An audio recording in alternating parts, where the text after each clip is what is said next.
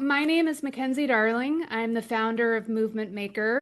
I'm going to be telling you a little bit more about my own personal story and kind of how I arrived to the threshold of teaching change makers how to build movements using ancient wisdom and modern strategy, but that will kind of be a little bit later in the presentation. Right now, I want to show my gratitude that, so many of you showed up, especially the people like Anya and others who it's like 2 o'clock in the morning. I mean, that's devotion. That's a true movement maker that is willing to make those sacrifices for their sacred calling. So I don't take that lightly.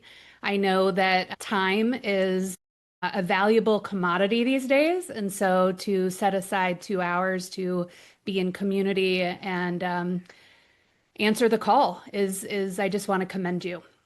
We are at a massive, massive threshold moment, as all of you know. You wouldn't be here if you didn't feel that same urgency. And I'll say that, we are walking towards collapse, and it's a scary time in our world. And it's an exciting time in our world because when things collapse, there's also room to dream into new structures and new ways of being that can create more happiness for all.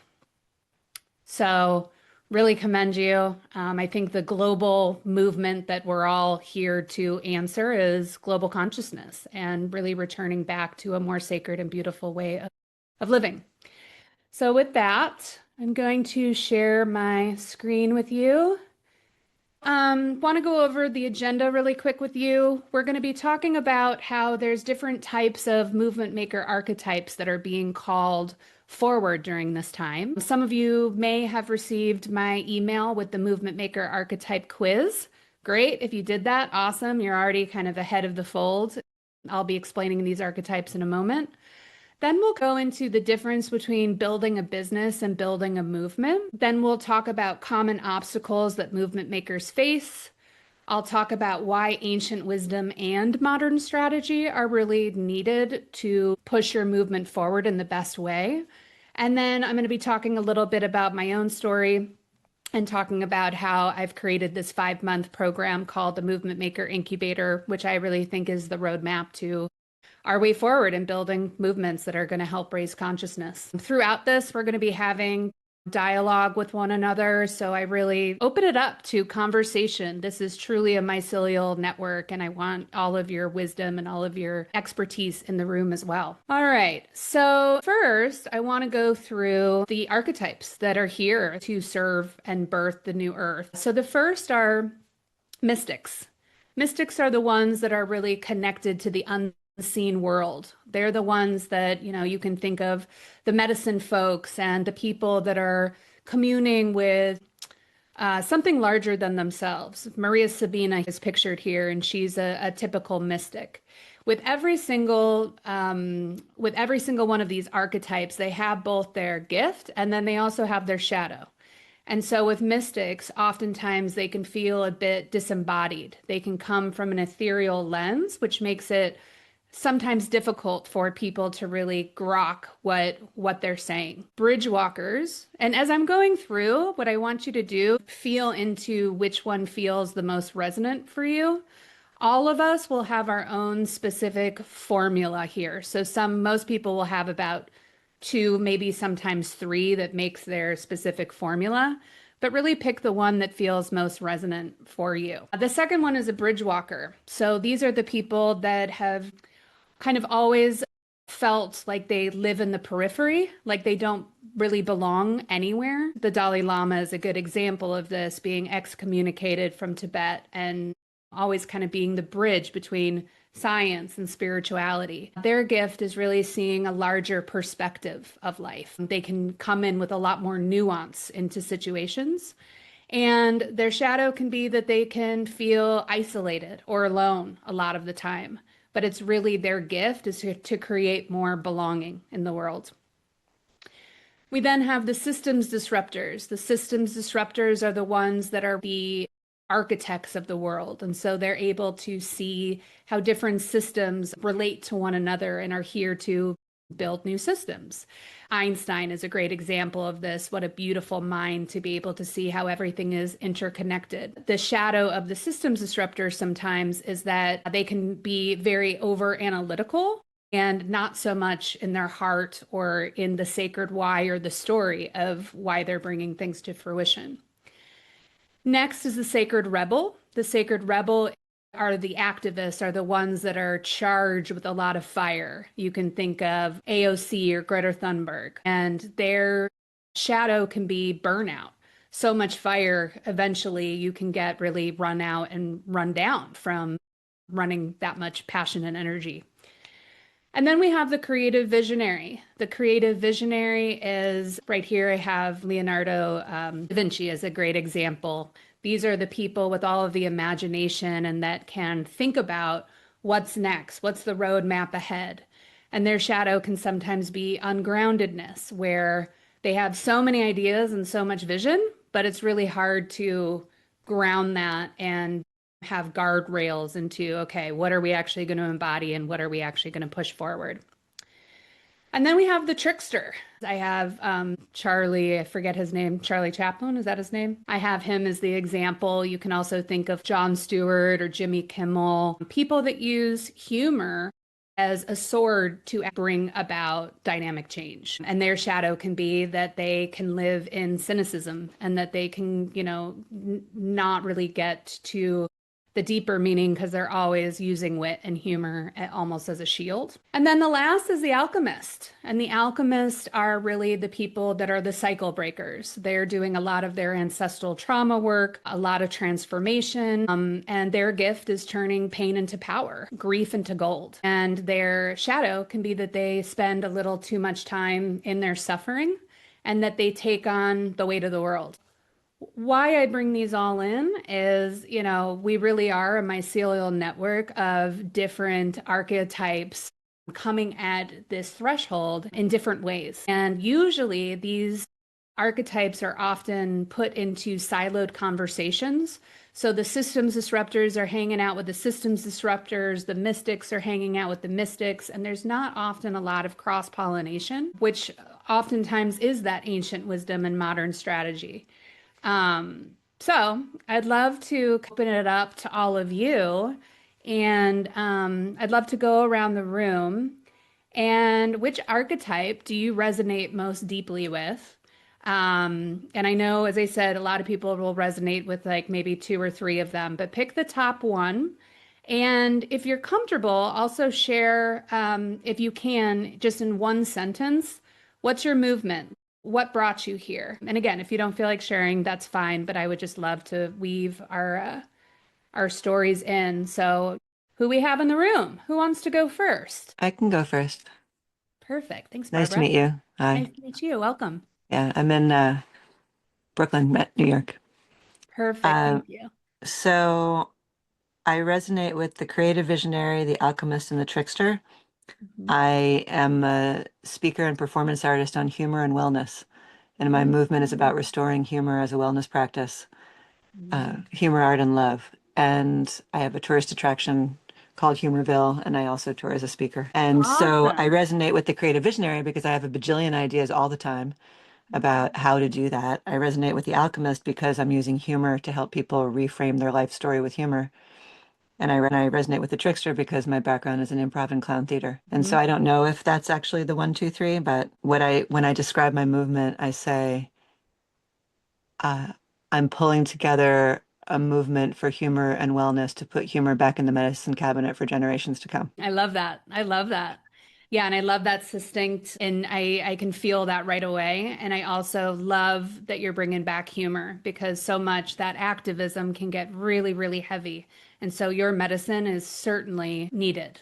So thank Thank you you for for that, that. Barbara. So, and then Yeah. one of the questions I have about the trickster is you were talking about the trickster and sarcasm, and there's a real difference between positive and negative humor and humor that builds and humor that tears down. And so I'm wondering about whether because the brand of humor that I'm working with is people laughing with each other, not at each other. And so is there a role for that positive, loving form of humor in the trickster, or is that Oh, somewhere absolutely. else? Oh yeah, absolutely. That is the medicine of the trickster. A conscious trickster. Yeah. Yeah. Yeah. I would love to take this quiz that you described. Yeah, it's on my website. It's globalmovementmaker.com and it's right there. So you'll be able to do it. Yeah, thank you. Would love to hear from a couple more. And if we can keep it a little shorter, just so I want to hear from as many people. Anya, go for it. Hey, so I recognize disruptor, rebel, and creative visionary. So my story, I used to be a corporate headhunter, and now I call myself a soul heart hunter. So just in practical way, I'm like merging spirituality and business, especially recruitment. I'm also supporting highly sensitive leaders. And, when people are looking for jobs and they are sending CVs, they are kind of afraid to write down, hey, I am, I don't know, like a psychic. Hey, I have ability to remote vision, and stuff like that. So now I'm really supporting people to show up who they are and really present themselves also when they are transitioning their career. So You are certainly speaking my language, and basically, we have very similar callings. Because for me, I'm trying to bring in the ancient wisdom and the spirituality within the business sense. I mean, if I could go in and do this program in different tech organizations, like they need that more than anyone else. So you're speaking my language, and I love bringing spirituality into business. So thanks for bringing your voice in. Let's hear sure. from one or two more people. Anyone else want to share? Burning desire? Let's Reverend Lisa Barnett. Hi. Hello. So I am definitely the mystic alchemist. I teach people to access the Akashic records to transform their pain. And yeah, I've had a school for the last almost 30 years, and I've written 4 books on the Akashic records. And my leadership path is to help everybody to have access into the library of their soul so they can create the life their heart desires. So Beautiful. more mystic than business, but luckily the record keepers are good with business. I love that you just said the record keepers are good with business because I feel the same way when I have psychedelic journeys. Like they basically download strategic blueprints for me. I don't have to do as much as I think that I do. So thanks for bringing that in there. And I love Akashic Records. So beautiful work, incredible. Thank you. Yeah. One more share. Who else wants to come up? Anyone else? Bring their voice in. Sure. I definitely resonate with the mystic piece. And then I think also the visionary creative, but I've got like it's also new. It's like it's hard for me to fully get it. In terms of the movement, it's healing the soul of the United States. So creating a new story of us, embodying a transcendent set of ethics that unites us, repairing and atoning, healing our very troubled past. Yeah, the work that you're doing, Brandon, is so needed, obviously. I think we all can agree to that in a big way. And for people that are in the Facebook group, Brandon actually shared one of his Substacks around his movement, and it's incredible. I really, really highly suggest that you check that out and maybe even see how you can get involved. So that's really what the Facebook group is about. So we don't unfortunately have as much time as I would want to dive deep into each one of these movements, but afterwards, if you want to put up links or anything in that group, please do, because I think all of us would be so inspired to learn more about the incredible people in this room. All right. And yeah, if anyone else wants to take that quiz and you missed it in my emails, it's just globalmovementmaker.com and you'll see at the top, it'll say what kind of movement maker archetype are you. All right. Let's get rolling here. All right, so now we're going to talk about the difference between building a business and building a movement. And before we start with that, I think it's important to talk about where we're at in the evolutionary world of things because it has to do with turning businesses into movements. Is anyone here familiar with spiral dynamics? Okay, some of you are, some of you aren't. I would highly suggest that you check out Spiral Dynamics. It's a really, really interesting theory and roadmap on the evolution of human values, both individually, collectively, and culturally. It was originally made by Claire Graves, but become more modernized and popularized by Ken Wilber in his integral theory. We could talk for hours on this, so I'm just going to give you a very high level overview.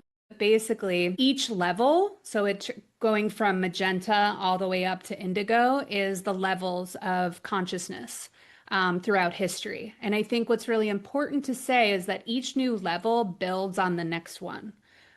So it doesn't reject the earlier worldview, but it integrates it into greater complexity, adaptability, and consciousness.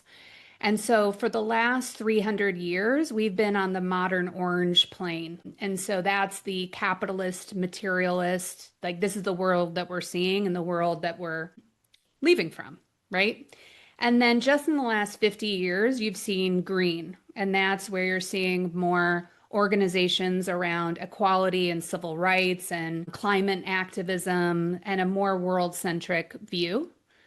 And right now, you're seeing a new level of consciousness, which is this integral teal, and even some of this turquoise, which is a really higher spiritual level. And so the teal is seeing ourselves of how all of the systems are interconnected together, and we're waking up. Businesses are starting to wake up that we're part of a larger ecosystem here. And so that's really where movement making moves to, is this teal, where we're able to hold larger perspectives. We're able to realize that we're all like co-creating, and it's not so individualized anymore.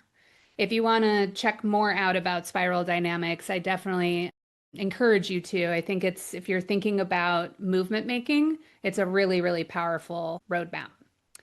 So the main things that I want to go through, a couple that, bring mission, movement versus business. The first is purpose.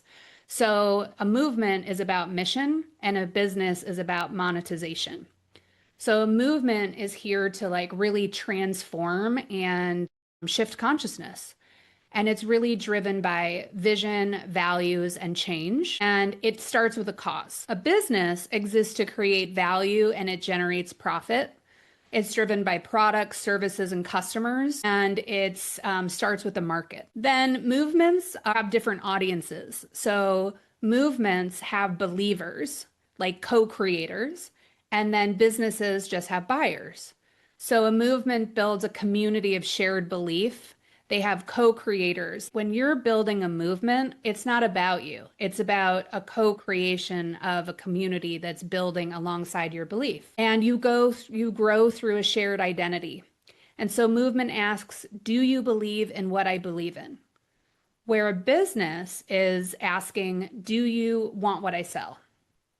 And then the business is more about having clients, consumers, and users, driven by products, services, and customers. The growth model is also different. So in movements, you're looking for being viral, where in business, you're looking to scale. And so movements grow by word of mouth, resonance, and cultural momentum. And it really thrives on more grassroots energy and community development. So when you're building movements, community development is really the name of the game here. And then movements spread through storytelling, symbolism, and also shared values. Where businesses grow by systems, ads, funnels, and infrastructure, and it thrives on strategy, operations, and KPIs. I like to say here that it's like, to me, the movement feels like the heart and the business feels like the head, right? And you can feel that when people are in their sacred why and they have their values and they have their purpose, they're always in their heart. Where in their business, when you're trying to scale and you're building funnels and all of these things, it's very much strategic in the head. And there's been a couple businesses that do scale business and movement together. Patagonia is a great example. Dr. Bronner's All One Soap, another great example. And Ben & Jerry's ice cream is another great example of like, let's eat ice cream and let's think about social justice and LGBTQ plus rights, right? So you can have both is what I'm pointing to. The other one is time horizon. And this is a really important one. And I'm sure all of you can agree on this one, is movements focus on legacy and business focuses on revenue cycle. And this is a big problem. And this is why we are in the place that we're in today, because businesses have just been focusing on profit and quarterly performance and sustainability. But movements are thinking, okay, what is my purpose going to be 500 years from now, right? We need to start thinking that way when we're looking at being connected to one another and to the earth and creating a sustainable world. And movements, of course, focus on the why and the future of the collective. They're really training us how to be good ancestors for the future. All right, so that was a lot. And would love to hear from some of you what insights felt the most valuable to you, and what about your organization? Why are you trying to build a movement and not just a business? Yes, is it Jamina? Yeah, you can pronounce it Jimena in Spanish. Jimena. Okay. Yeah, I'm from Colombia. Welcome. Yeah, thank you. Based in Nevada, US. Yeah, thank you for sharing this. It's beautiful. I have been thinking about this during a while, and what I'm beginning to build is a hub of regenerative capital education in Latin America that bridges, on one side, this regenerative movement and investment principles that comes mostly from Europe and North America, and bridges that with the Latin American indigenous wisdom that we have as well in our territory. And through doing that, I've been starting to identify very important connections and partnerships with investors and a group of investors that are values aligned, mainly impact investors transitioning to a more regenerative paradigm. And through doing that, that's where I was thinking, well, this beyond being education business is, I feel, is going into the direction of a movement. And I really like the distinctions that you're making here. It resonates. Beautiful. Well, thank you for sharing your beautiful purpose. And that sounds very, very exciting. Beautiful calling. And was there anything out of that specifically, the movement part, where it was like, oh, yeah, this does feel like a movement? Yeah, the relationship to audience, believers versus buyers, Totally. build a community of shared belief. That one is very strong because is building relationship with investors where there is the financial return factor there. Yes, it's investment, it's not donation. There is a shared belief about, well, we can do this differently, we can do this better. We don't know entirely exactly how this looks like, but there is a shared belief and a shared sense, feeling, intuition that it might be another different, better way. Yeah, yeah, beautiful. Well, just leading with that curiosity and getting the right people in the room can be half the battle. So I wish you the best of luck, and I look forward to hopefully hearing how that grows. Thanks for bringing your voice in. Let's hear from one other person. I thought that I saw another Anya up here that wanted to speak. Would you still like to speak, or? Yes. Hey everyone, I'm Anya. Yeah, so I am working towards world peace. That was something that I set for myself about 2 years ago. And where it's coming out now is through different things like music, and I'm building a company in the healthcare space. And so all of it is connected. It's connected with my North Star, but I am very creative. And so it's coming out in very different ways. I think the thing that really resonated with me, I was in an accelerator program at the beginning of this year, and everything is about money. Everything is about investments. Everything is about like how to raise money and then like how to multiply it 100-fold. And a lot of it didn't really resonate with me. So I feel like I'm being a maverick by doing something different. And I love that you have a different model and a different way of looking at it. So Thanks thank so you. much. Yeah, thanks, Anya, for saying that. We met at like a social impact founder kind of event, and yeah, there's a lot of those like systems disruptors in there that have incredible views, but it's a lot of like investment talk. And so it's nice to be in a place where it's like, wait, let's get back in our hearts and get back into the sacred why and how do you actually build community and build belonging within a movement. So thanks, Anya, for bringing that in. Yeah, thank you. Yeah. All right. So we're going to keep moseying here. All right. So the next part that we're going to talk about are common obstacles that movement makers face. And what I'd love for you to do is grab, a pen, piece of paper.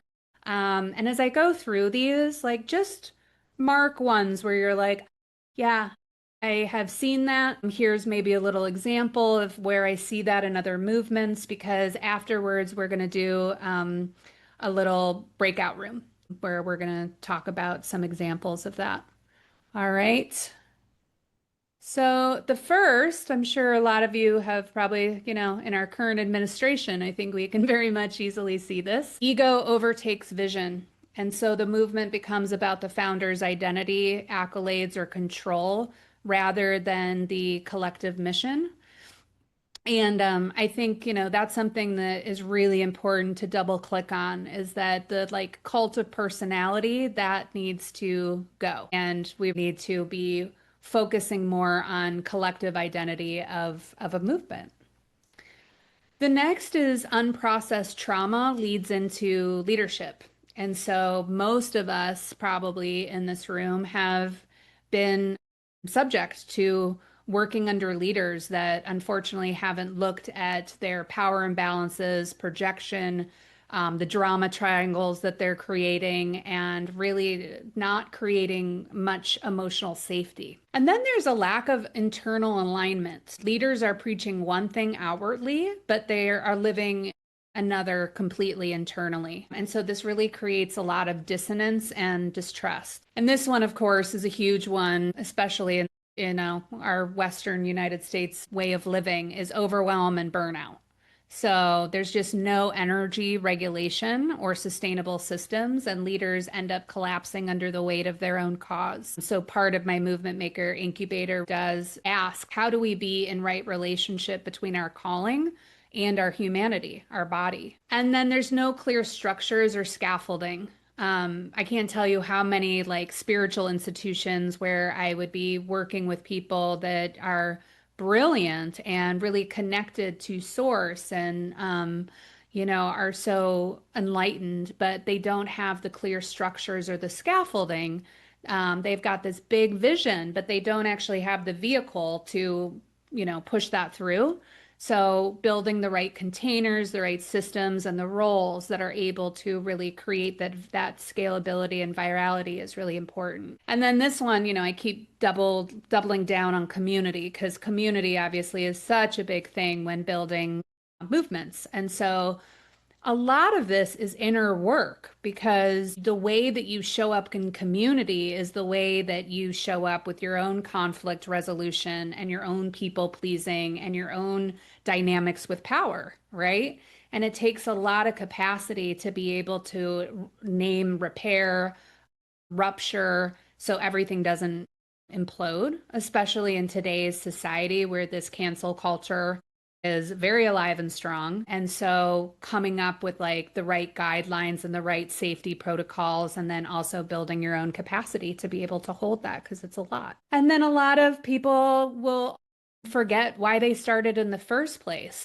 Movements are a lot of work. And so their sacred why can get buried under urgency, performance, and pressure. This sacred why is what's going to keep you going in all of the challenges and all of the issues that come with building a movement. It's important to remember that. Anyone want to share what came up for them? Like, do you have an example of an instance in a movement that you've seen that brings one of those up? And if there's any new voices, Laura, Laurel. Hi, Laurel. Hi, Welcome. thank you. I will share about the unprocessed trauma. I've seen that a lot in the spiritual circles that I've been in, where people know these things. They know how to talk, and they're doing the work on themselves. But when you're actually there in the moment, and a conflict arise or disagreements arise, people go into their child self, into their reaction, and don't know how to remove themselves or regulate themselves. So I've seen a lot of that. Yeah. Yeah, thanks for bringing your voice in, and especially I appreciate that you bring that a lot of spiritual organizations have done that. A huge reason why I have created the Movement Maker Incubator is because of being in spiritual, especially the psychedelic industry for the last 5 years. For people that know, psychedelics are amplifiers, and so it has been amplified. And it has also taught me a lot. So thanks for bringing that in. Really important. Who else wants to share? I can share one piece here that's really present in my life right now, and that's the lack of clarity around the structures and the scaffolding. Yeah, I just it's like I can see like the final picture, but like how to get from here to there isn't like so clear. Yeah. Well, I'm really glad that I got to read your vision because my first reaction was, wow, he has the vision. And that is a lot of the work right there, right? And I thought, wow, that also has to feel really overwhelming with such a big vision. And I want to normalize that when you're a movement maker and when you're a visionary and when you've got a big calling, that overwhelm can be really, really normal. So you're part of the crew, and I've been there myself, and that's also why the Movement Maker Incubator really gives you a lot of that structure. Barbara, oop, you're on mute. Yeah, you're looking. Okay, there we go. You're good. I do not know which category this falls in. Having all this vision and seeing the path, but still trying to do everything by myself, resisting taking on partnerships because because I don't have the resources to do so, Mhm. and not bringing on partners who might want to participate even if the resources aren't there yet. Maybe maybe it's overwhelm. I'm not sure which one it is, but there's the vision is so clear. I'm relating to what you just said, Brendan. It's like it's so clear to me, the entire giant thing. And here I am only being able to do what I can do, feeling like I'm so far behind, but at the same time also still being totally inspired every day. Yeah. Well, welcome. That's what a movement maker is. Yeah, I mean, I have felt the exact same way. I totally want to normalize this. Like anyone else in the room feel like that? Yeah, totally. So it's just part of the process. And you're really bringing something important to the table here where it's so hard when you're first starting out because you're having to wear all of the different hats. And that definitely can be part of that burnout overwhelm. And that's why it's important to bring in that ancient wisdom of like, how can you ritualize your movement and the way that you are interacting with your movement? How can you be more embodied with the capacity of whatever season that you're in, whatever your body needs that day, right? And then also, I mean, it's amazing that AI is coming in. While it's coming in, there's a lot of drawbacks, but one of the biggest amazing things is that you can literally build an entire movement by yourself, and AI is like having 50 colleagues with you. So that modern strategy piece, utilizing what's available to us, is really important too. That's really helpful to hear. I realized while you were speaking that one of the traps that I felt spinning in is I need to pay people to grow, but I need to grow to pay people. And then Yeah. what do you do in the middle of that? But what you're saying about AI gives me hope. It does. And also, I mean, I go into this with the Movement Maker Incubator as well, like the different stages and like when to bring on partners and how you can kind of use your own gifts as leverages for, bringing on more collaboration. So that's something that I teach within the program. But great. Awesome. Thank you so much.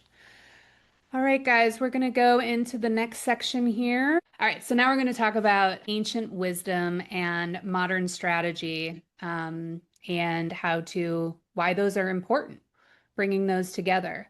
Would someone want to bring in the definition of what do you think ancient wisdom is? How would you describe it? I would describe it as all the great wisdom that has been on our planet in the last 12,000 years, the shaman, the ancient mystery schools, the deep teachings and guidance, basically. Yeah, beautiful, beautiful. Anyone else have a definition they want to bring into the room? To me, it's kind of nature wisdom. Indigenous people observe nature and embedded it in their ways of being. So for me, it comes from the earth. Yeah, absolutely. Absolutely. Anyone else? I'll also add that it's intuitive. It's connecting into a deeper knowing that comes from within you, but outside of you at the same time. Yeah, absolutely. Yeah, the way that I define it personally is we all come from ancient wisdom. We all have indigenous roots. We all come from this knowing of connection to source, connection to our bodies, to our tribes, to ritual, to ceremony. And it's really, for me, it feels like just returning to the sacred, returning to the beauty of the ceremony of what life is. So that's how I personally describe it. So I'm going to share a little story about how I got introduced to ancient wisdom, especially within a modern day business movement context.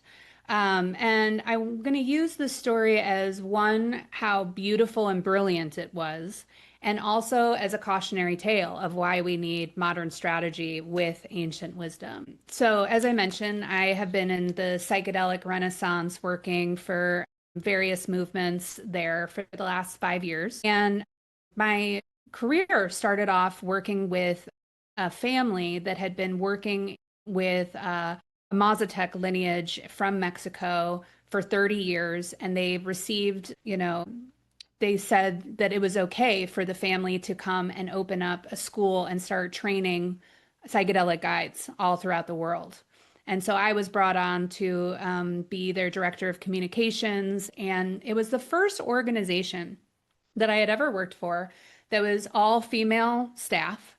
And it was completely a flat staff. So there was no hierarchy, there was no power structures. Everything was really designed by committee. Everyone had to, get buy-in. There was voting, and it was consensus-based voting. And so it really did bring a lot of empowerment within the group. It also brought in the hive mind, a lot of different new perspectives that you typically wouldn't have been able to have in a more siloed department style hierarchical organization. Secondly, being a psychedelic guide training organization, we communed with the consciousness of mushrooms. So our retreats that we would go to would be in ceremony with the mushroom, and we would come afterwards and integrate as an organization. On top of that, we really looked at the ecology of nature and what can we learn from nature? Because we realized that we are newbies on this planet compared to all of the plants that came before us and the different ways of connecting and nourishing one another. So what can we learn from the migration of geese? What can we learn from the mycelial network or the redwood trees? I love, Brandon, you were talking about your movement. A lot of it is around the migration of the bison. And so what can we learn from nature? So in your own movement, how can you actually take nature and replicate that into your own strategic design? Another thing that they did was everything was incredibly reciprocal. It wasn't extractive. And so, a lot of these psychedelic training programs and things that are happening right now are completely extractive and not giving back to the very indigenous people that they're taking from. So within this model, every dollar that came through the organization, a percentage would go back to the Mazatec family and help them with their healthcare and, building a better education system. So less extraction and more reciprocity, and thinking about in your own movement, what organizations might you want to partner with to be able to give back into a really honoring relationship. And then every single, meeting that we had, we would be in ritual. So we would start with a breath work or a body meditation or body scan to get us really present. And there's actually science that backs this up, that the more that you come in a ritual space and get people present, the better your meetings are going to be. So how can you bring ritual into your team development? And then we had a BIPOC council that we met with every single week. And this wasn't performative. I mean, a lot of the times these like DEI, initiatives can be feel pretty performative. And this wasn't. They truly, truly learned from the indigenous model that when one person is sick in the village, the entire village is sick. And so they really had that at the forefront of bringing in diverse perspectives. And then the last is they had a elders council and mentorship program. So they brought in guides from all over the country that had been working underground for like 30, 40 years that had a ton of knowledge. And unfortunately, I mean, especially in the United States, we look down upon eldership, but this really needs to change. And so thinking about your own movement, who are the elders? Who are the mentors that can come in and hold your hand through this? Because I can't say this enough. Like, if you're out there movement building, you need as much support as you can get. So with all of that being said, I mean, it was an incredible institution, incredible opportunity.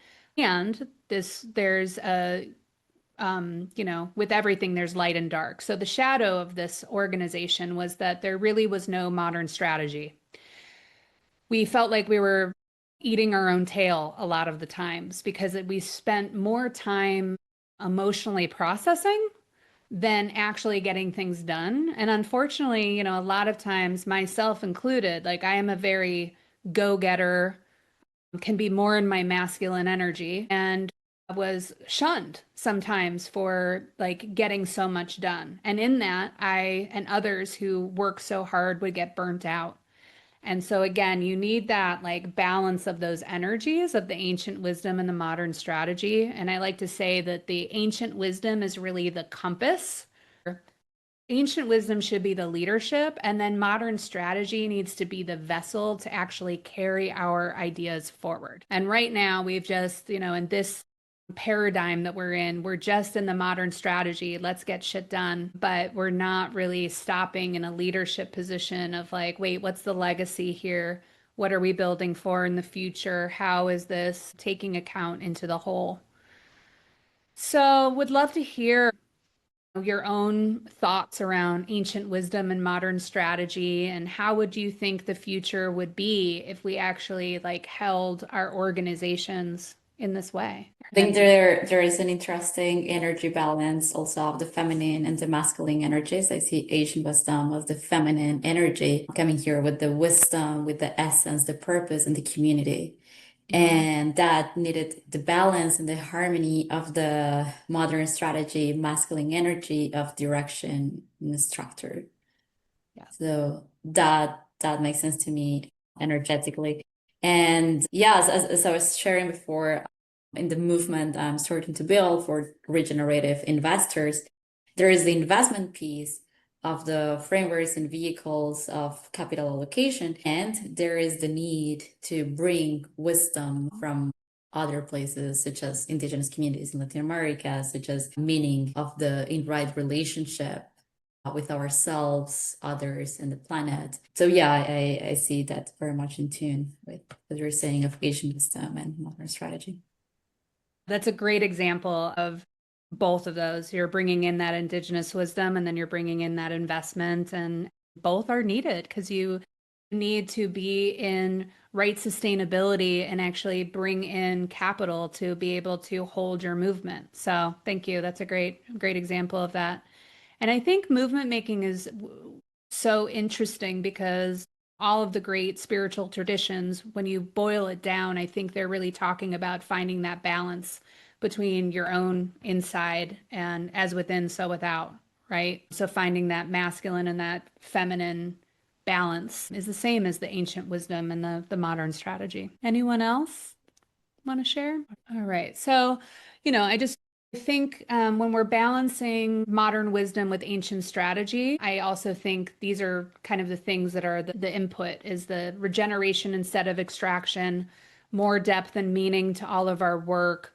We get a more wholeness in leadership, more interconnected systems. We have more humility and listening, and then obviously cultural healing if we're able to really bring those two into balance. All right, so now we're going to talk a little bit about my Movement Maker Incubator program, and I'm going to start off with my own story, kind of how I got here. It's a much longer story, but I'm going to give you an abbreviated one for now. So I spent about, I don't know, 15 years in educational technology, marketing, and sales, and I made the jump into nonprofit world when I found this organization called Let It Ripple that created short documentary films on basically how to make the world a better place. So some of them had to do with gender equity films, others had to do with the positive psychology movement, creating films around how to spread more kindness, love, justice in the world. And they hired me to become the producer of two events. One was called 50/50 Day, which was around gender equity, and the other was called Character Day, which was around how to instill more kindness and humility in the world. And my job was to how do you distribute these films all over the world and get discussions around these important topics. And so 50/50 Day was born and Character Day was born. And within 3 years, I was able to build this to over 5 million people in 125 countries, having people do film premieres all over the world where we created a toolkit for them. They hosted their own film premieres. And then we had a global live stream where people could tap into the global conversation. And I built an ambassador program for everyone to get involved into year-round programming. So you can see here, Bogota, Indonesia, Kenya, I mean, all of these amazing countries stopping what they're doing, creating events, and then creating user-generated material to get this campaign started around these important topics. We had amazing PR, so we were featured in NPR and Time magazine. We were featured in Times Square. We brought on amazing partnerships, such as at the time that it was awesome, Facebook and Twitter. We had U.S. embassies around the globe, California Department of Education. We even got to meet with Obama's chief of staff at the time to try to get into the White House. So it was quite an exciting time. And really, this was the PhD program on how to build a movement. From there, I went on and worked with other organizations. This is another organization that I worked with called No Bully that did anti-bullying campaigns. And we worked with Major League Baseball, ESPN, X Games to have PSAs and campaigns around anti-bullying. So from there, I spent, about 10 years doing different movements with different organizations. And then I started working in the psychedelic renaissance, as I've mentioned. And I started working, with different training programs in psychedelic churches. And I started going to all of these different places around the world, working with various indigenous tribes. Here's me in the Amazon working with Shipibo healers, doing ayahuasca. And then at the same time, too, I was going through a 2-year seminary training program to become an entheogenic minister. And I became also certified as an Enneagram facilitator and got certified in somatic trauma therapy and life coaching and all of these different internal family systems.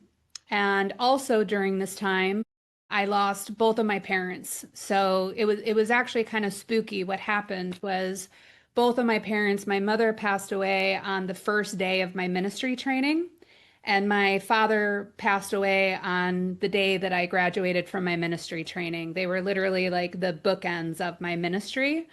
And I bring them in here because after they passed away, I went on a very, very deep ancestral healing pilgrimage and traveled to all of the places of my ancestry. And really turned, speaking of alchemy, turned that pain into power and started reconnecting with my family in a very much deeper way. And I wouldn't have been able to build Movement Maker Incubator without my parents actually passing away and having this very important piece of ancestral healing. Because as leaders, I think this is the key piece that we're missing here. Is we're talking about leadership development and personal development, but we're not looking back in order to look forward.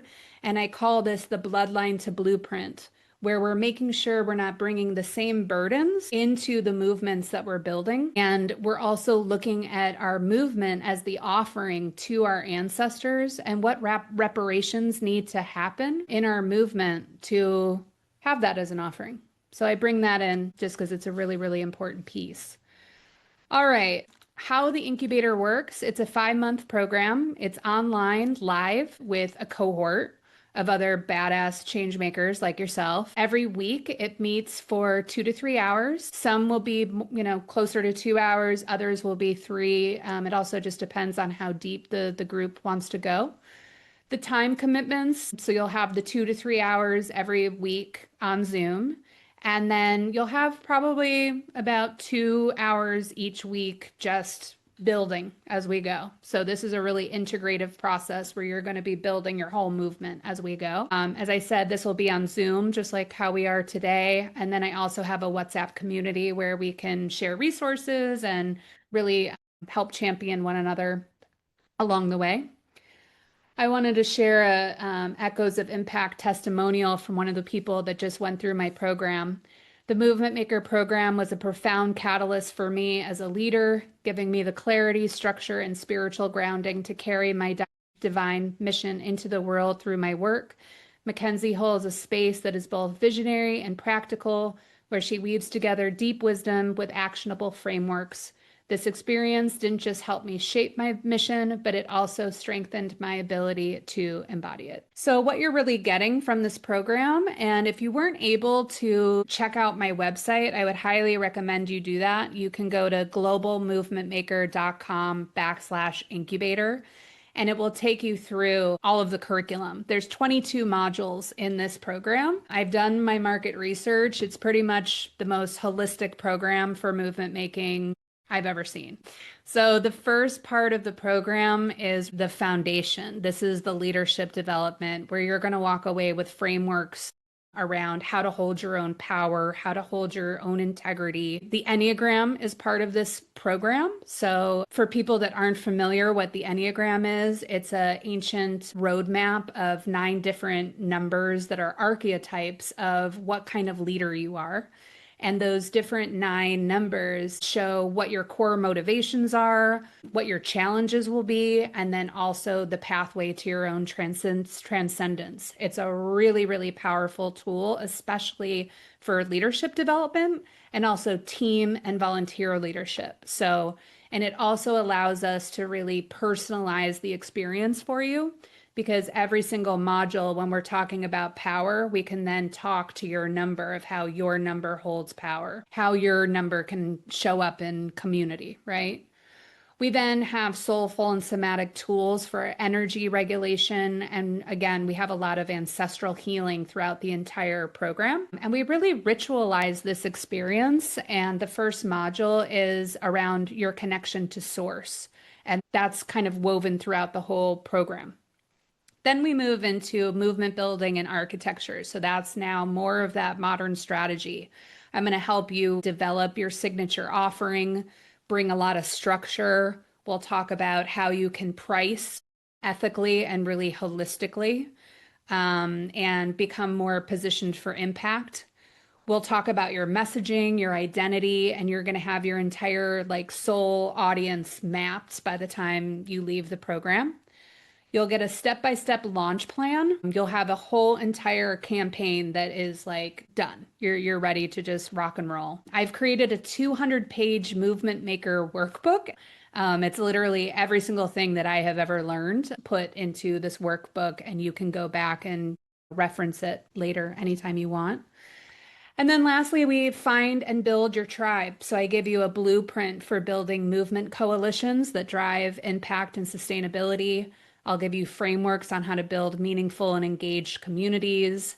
And I think probably the biggest medicine of this whole experience is the mycelial network that you guys will be in with other people like yourselves, like in this room right now, who are giving peer support and feedback and also connecting with different types of archetypes that have different perspectives than you. Here's the picture of some of the pages from my 200-page Movement Maker workbook. So you can see there's some mapping patterns to your movements from ancestral healing. We have your value ladder. There's also places on how to use AI in really unique and creative ways to be able to scale both your leadership and your movement. And then the Enneagram 25-page detailed report with assessment that you receive. And then I love this where I will partner you with an impact partner that's in a similar movement building phase that you're in, and you guys can really be accountability partners throughout the whole program.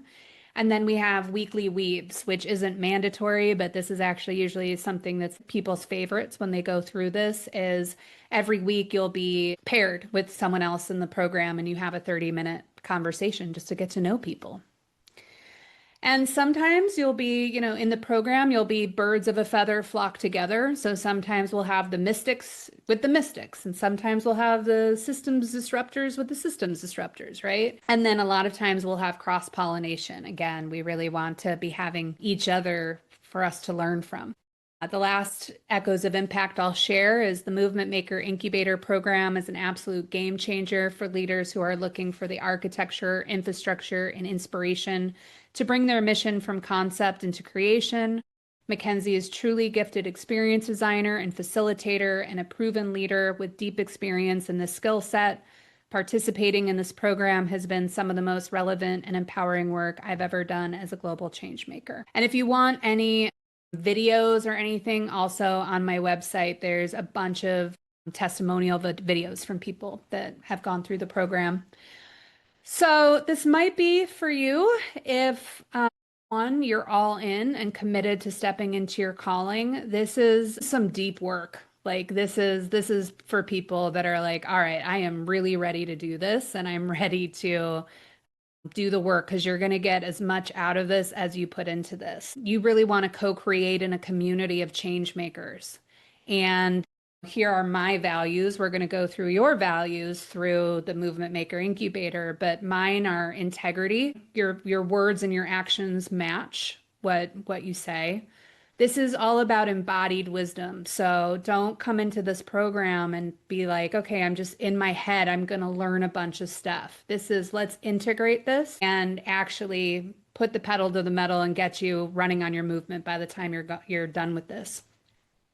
Collective liberation. I'm a big believer that we are not going to be able to birth this new earth if not everyone is included, and equity is at the forefront of this work. So that's a big part of this that I'm trying to put forward as well. And it's a connection to source. This is a spiritual program. So if being connected to source, being connected to God, being connected to the universe, to nature, whatever you call it, this is least dogma for sure, but anyway that speaks to you, that is part of the program.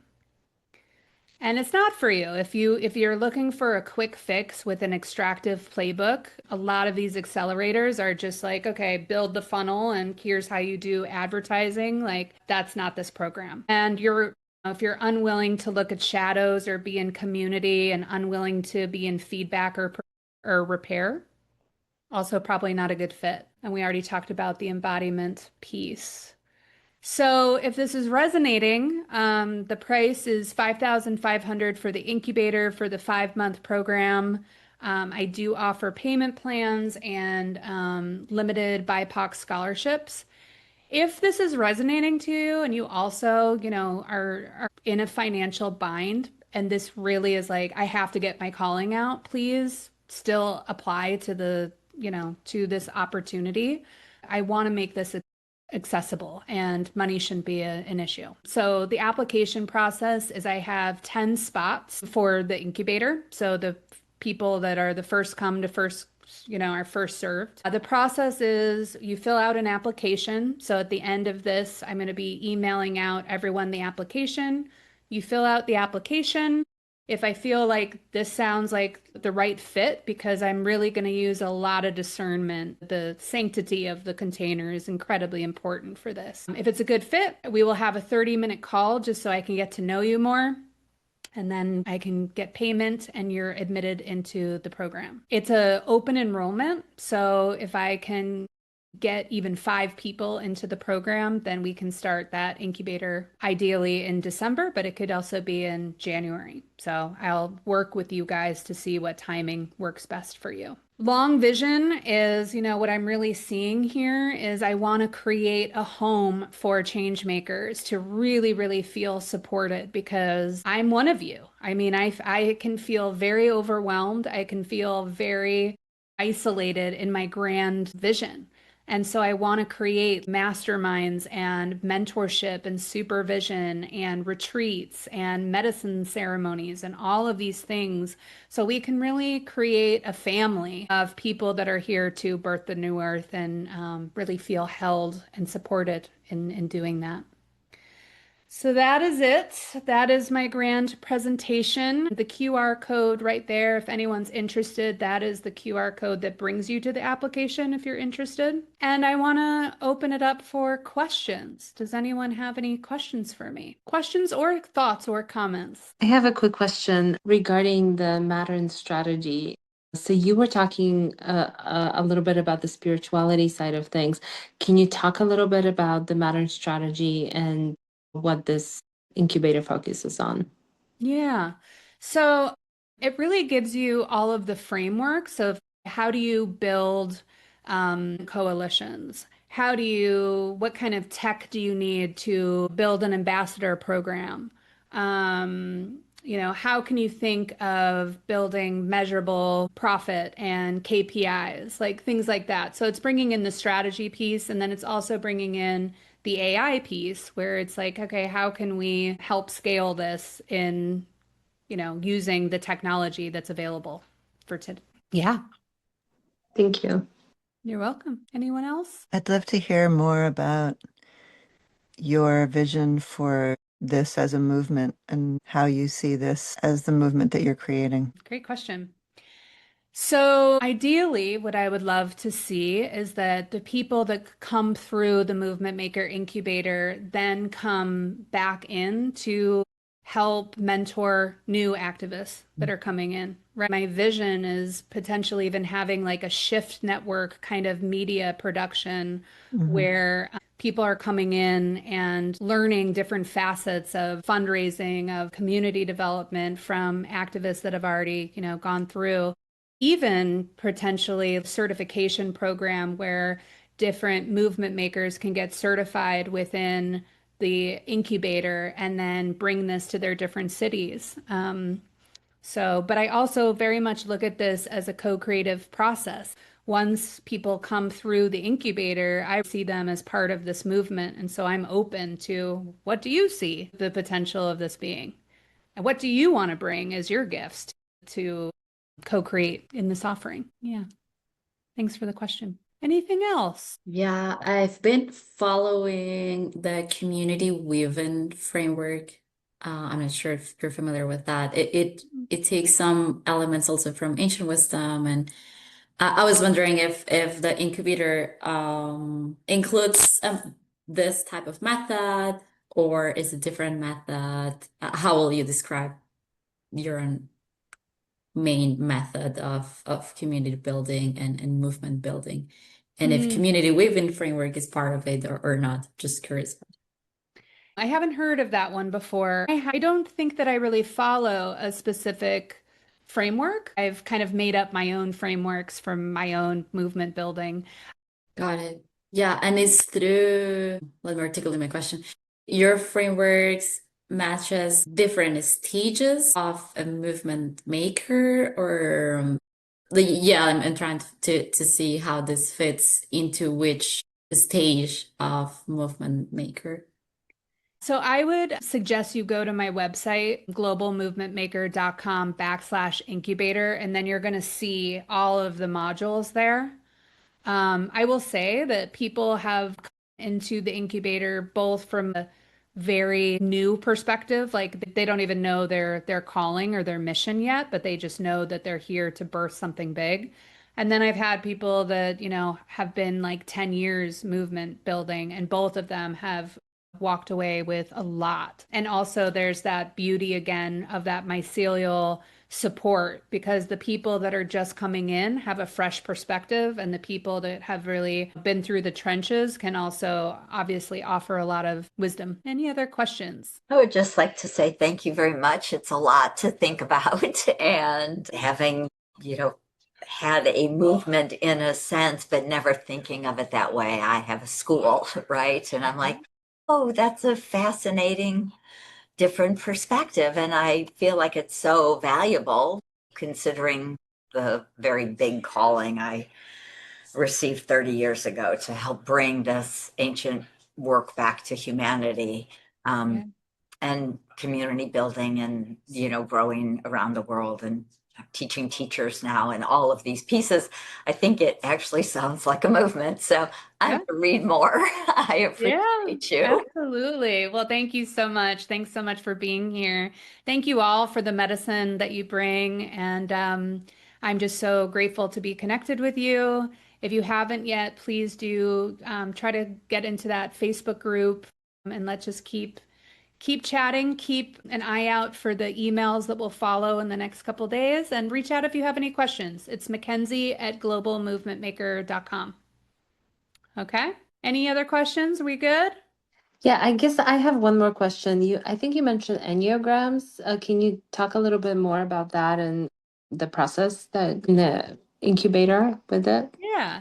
So the Enneagram, I would suggest that you check it out after the call. It's ENNEAGRAM. And there's 9 different personality types. And it really shows the core motivations for each person. And it also shows their challenges, and it also shows their growth path. And so how it's used is before the incubator starts, everyone would receive an assessment, and they take the assessment, and then we have a pre-workshop, which is the Enneagram workshop, where I go through in depth, like, what is this Enneagram? So we all have the same language, and we all kind of share what our Enneagram numbers are. And then every single module, we will bring that back to the Enneagram. So in energy management is one of the modules. So we'll be talking about, like, how does a number 4, the intense creative, hold their energy? How does the quiet specialist hold their energy? Different personalities hold their energy differently. Or power. What does a, individualist of number 1 or a helper, how do they hold their power? And so you not only get to really work on your own number, but you get to then see from all the different people in the cohort how they're holding their energy and how they're holding their power. And that's really, really important, because then you'll start being able to see that in your volunteers and your teams and the partners that you're bringing on board. So it's really co-creative in that way. Thank you so much. You're welcome. Yeah, thanks for the question. Thank you so much, everyone, for being here. It was incredible having you, and I hope to see you in my orbit soon.